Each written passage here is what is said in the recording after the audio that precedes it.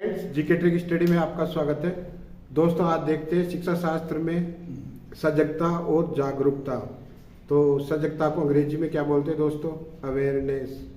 तो सजगता को जागरूकता भी कहते हैं। जागरूकता का अर्थ क्या होता है कि एक अध्यापक अपनी क्षमता को पहचाने और निरंतर गतिशील रहे या एक्टिव रहे। अध्यापक स्वयं जागरूक रहे तथा समाज को भी जागरूक बनाए। अध्यापक जब तक स्वयं जागरूक नहीं होगा तब तक वह छात्रों को सजग और जागरूक नहीं बना सकता। अतः अध्यापक को जागरूकता से समाज और देश में फैली बुराइयों का अंत होगा और एक स्वच्छ राष्ट्र का निर्माण होगा। इसलिए दोस्तों, एक शिक्षक को सजग होना आवश्यक है। शिक्षक राष्ट्र का दर्पण होता है, अतः उसे अपने कर्तव्यों के प्रति जागरूक होना चाहिए। अध्यापक जनमानस से जुड़ा हुआ होना चाहिए, उसे सामाजिक होना चाहिए और एक अध्यापक को अपने संपूर्ण जीवन में जागरूकता, सजग या एक्टिव होना आवश्यक है। शिक्षा शास्त्री एडम्स महोदय ने शिक्षा को द्विमुखी प्रक्रिया कहा है। तो इसमें क्या क्या आता है? शिक्षक और शिक्षार्थी। तो दोस्तों, एडम्स महोदय ने शिक्षा क्या बताया? द्विमुखी प्रक्रिया। तो इसमें शिक्षक और छात्र आते हैं। अतः शिक्षक को जागरूक रहना अत्यंत आवश्यक है, तभी वह शिक्षार्थी या छात्र को जागरूक बना सकता है।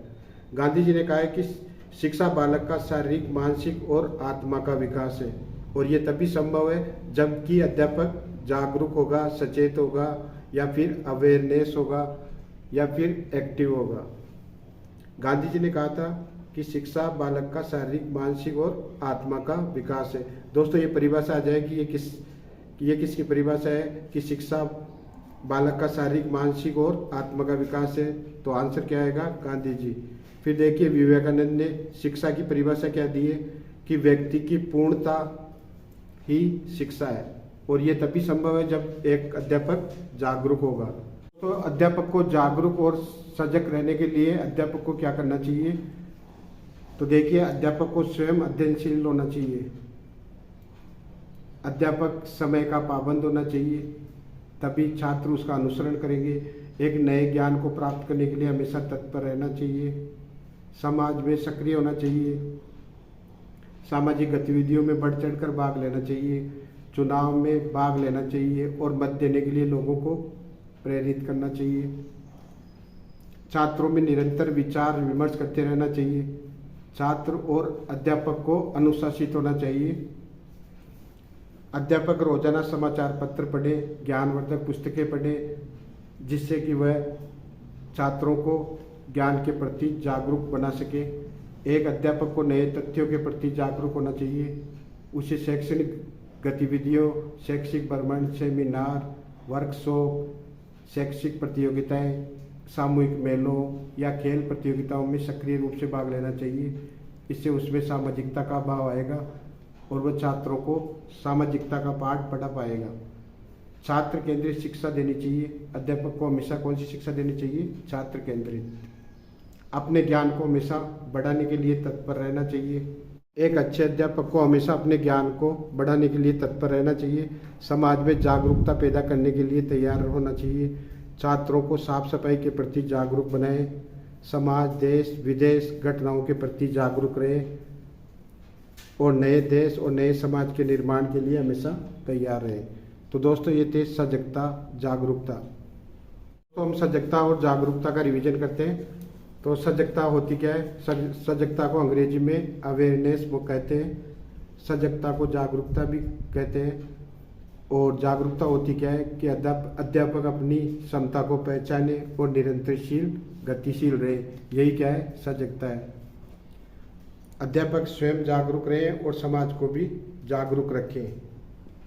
अध्यापक जब तक स्वयं सजग नहीं होगा तब तक वह छात्रों को जागरूक नहीं कर सकेगा, क्योंकि दोस्तों, शिक्षक राष्ट्र का क्या होता है? दर्पण, और उसे अपने कर्तव्यों के प्रति जागरूक होना चाहिए। अध्यापक जनमानस से जुड़ा हुआ होना चाहिए। एक अध्यापक का जो संपूर्ण जीवन होता है उसमें उसे जागरूक होना आवश्यक है या जीवन भर उसे जागरूक होना जरूरी है। तो गांधी जी ने शिक्षा की क्या परिभाषा दी है दोस्तों? कि बालक का शारीरिक, मानसिक और आत्मा का विकास ही शिक्षा है। और विवेकानंद ने व्यक्ति की पूर्णता ही शिक्षा है। तो दोस्तों ये तभी संभव है जब एक अध्यापक स्वयं जागरूक होगा।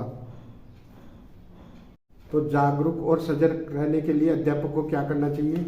तो देखिए, अध्यापक को स्वयं अध्ययनशील होना चाहिए। पहली बात, अध्यापक का समय का पाबंद होना चाहिए। अध्यापक को नए ज्ञान प्राप्त करने के लिए हमेशा तैयार रहना चाहिए। समाज में सक्रिय रूप से भाग लेने के लिए तैयार होना चाहिए और चुनाव में भाग लेना चाहिए, जिससे कि मत देने के लिए लोगों को या समाज को प्रेरित कर सके। और छात्रों में से निरंतर विचार विमर्श करते रहना चाहिए। छात्र और अध्यापक को अनुशासित होना आवश्यक है। छात्रों से निरंतर विचार विमर्श करते रहना चाहिए।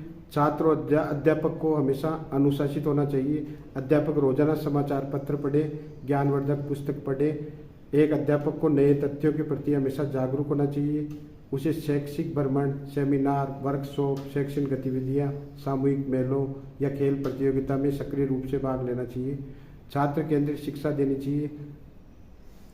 अपने ज्ञान को हमेशा बढ़ाने के लिए तत्पर रहे। समाज देश विदेश की घटनाओं के प्रति जागरूक रहे और नए देश और नए समाज के निर्माण में योगदान दे। तो दोस्तों, फैक्ट टू फैक्ट स्टडी के लिए जीके ट्रिक्स स्टडी को फॉलो करें और नेक्स्ट वीडियो का वेट करें। थैंक्स।